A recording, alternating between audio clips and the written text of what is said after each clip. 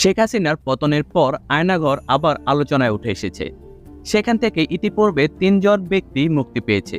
গত ৪-৫ দিন ধরেই রাজধানীর কচুয়াখেতে আওয়ামী লীগ সরকার আমলে গুম হওয়া মানুষের খোঁজে ভিড় জমাচ্ছে তাদের স্বজনরা।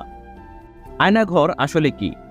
বাংলাদেশের প্রতিরক্ষা বাহিনীর কাউন্টার টেররিজম ইন্টেলিজেন্স ব্যুরো সিটিআইবির দ্বারা পরিচালিত একটি গোপন আটক কেন্দ্রের নাম এই আয়নাঘর।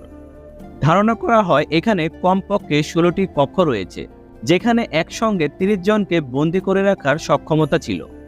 আয়নাঘরটি বাংলাদেশের সেনানিবাস এলাকায় অবস্থিত বলে ধারণা করা হয়। সুইডেন ভিত্তিক স্বাধীন নিউজ পোর্টাল নেত্রনিউজের একটি অনুসন্ধানী হুইসেল ব্লোয়ার প্রতিবেদনে প্রকাশ পায় এটি। অভিযোগ করা হয় যে বাংলাদেশের কর্মকর্তারা আয়নাঘরে বলপূর্বক গুমের শিকারীদের আটক ও নির্যাতন করেছে। সুইডেন ভিত্তিক এই নিউজ পোর্টালটি গোপন কারাগারের সম্ভাব্য অবস্থানও প্রকাশ করেছে, যেখানে বলপূর্বক গুমের শিকার ব্যক্তিদের বাংলাদেশে রাখা হয়েছে বলে ধারণা করা হয়। প্রতিবেদনটি বলপূর্বক গুমের শিকার ২ ব্যক্তি হাসিনুর রহমান এবং শেখ মোহাম্মদ সেলিমের অন দ্য রেকর্ড অ্যাকাউন্টের উপর ভিত্তি করে তৈরি করা হয়েছে, যারা বলেছেন যে তাদের ঢাকার কেন্দ্রস্থলে অবস্থিত কারাগারের ভেতরে রাখা হয়েছিল। ভারতের জি নিউজের প্রতিবেদনে বলা হয়েছে আয়নাঘর শুনতে যতটা সাদামাটা ঠিক ততটাই রহস্যময়। শেখ হাসিনার আমলে তৈরি এই আয়নাঘরে রাখা হতো গুম করে রাখা মানুষদেরকে। আলো বাতাসহীন একটি কক্ষ, যেখানে সারাক্ষণ গড়গড়িয়ে চলতে থাকে ফ্যান। কাদের রাখা হতো এই আয়নাঘরে?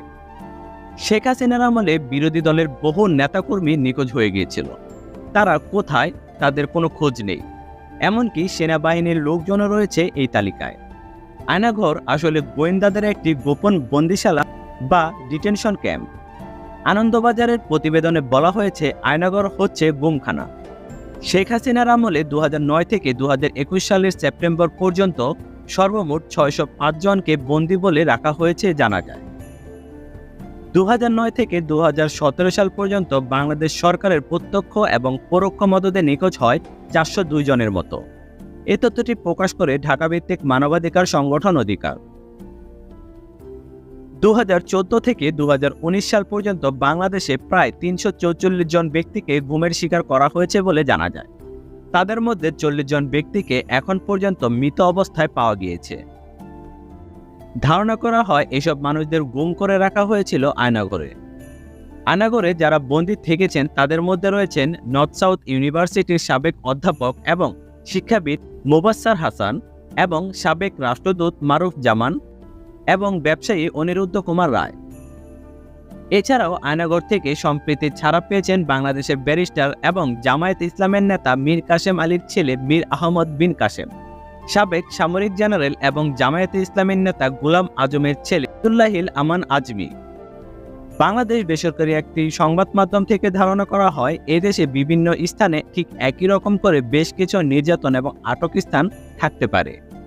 সারা দেশে ডিজিএফআই এর মতে ২৩টিরও বেশি গোপন আটক কেন্দ্র রয়েছে, যার মধ্যে কয়েকটি রয়েছে ঢাকাতে। ২০২৪ সালের হিউম্যান রাইটস ওয়াচের রিপোর্ট অনুযায়ী শেখ হাসিনা ক্ষমতায় আসার পর ২০০৯ থেকে এখন পর্যন্ত বাংলাদেশে ৬০০টিরও বেশি গুম হওয়ার ঘটনা জানা গিয়েছে। রিপোর্ট অনুযায়ী আয়নাঘর থেকে খুব কম ব্যক্তি মুক্তি পেয়েছে, তবে কিছু বন্দীকে দীর্ঘ বিচার প্রক্রিয়ার মাধ্যমে মুক্তি দেওয়া হয়। অনেকেই আবার এনকাউন্টারের শিকার হয়েছেন। বাংলাদেশের এই জাতীয় ঘটনার তদন্ত প্রায় হয়নি বললেই চলে। আয়নাঘরে রাখা অনেকেই দিনের পর দিন অত্যাচার সহ্য করতে না পেরে মারা গিয়েছেন।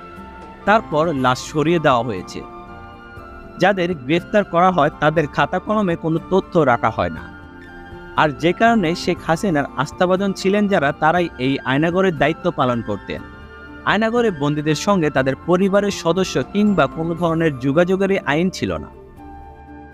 তো ভিউয়ার্স, আজ আপনারা জানলেন বিভীষিকাময় আয়নাঘর সম্পর্কে। এই আয়নাঘর সম্পর্কে আপনার মতামত শেয়ার করবেন আমাদের এই ভিডিওর কমেন্ট বক্সে। তাছাড়া ভিডিওটি যদি ভালো লাগে তাহলে অবশ্যই চ্যানেলটি সাবস্ক্রাইব করবেন, ভিডিওতে লাইক করবেন এবং এই ভিডিওটি বন্ধুদের মাঝে শেয়ার করবেন। এই ধরনের তথ্য পেতে আমাদের সাথেই থাকুন। তো আজ যাচ্ছি না, দেখা হবে নতুন কোনো ভিডিওতে। আজকের জন্য আল্লাহ হাফেজ।